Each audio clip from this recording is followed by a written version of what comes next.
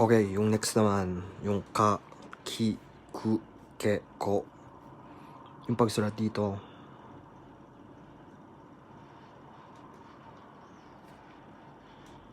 ganyan.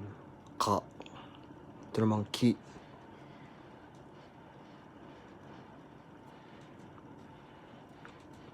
Ito naman ku.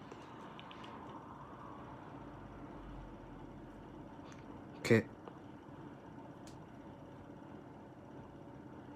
Ito naman ko. Ulitin natin na ka, ki, ku, ke, ko. Sulat natin. Diba ito a, i, u, e, o. Ito naman k.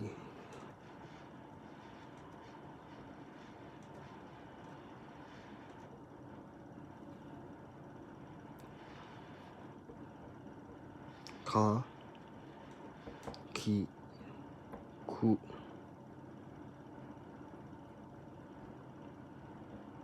ke, ko. Parang tatanayan lang, k to, diba?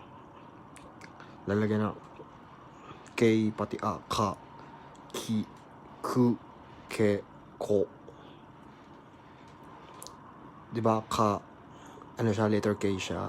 Ito, diba, lalagyan na natin ng dito, sabihan ka, ki, ku, ke, ko, yung basa nila dito. Madali lang tandaan. Ito yun.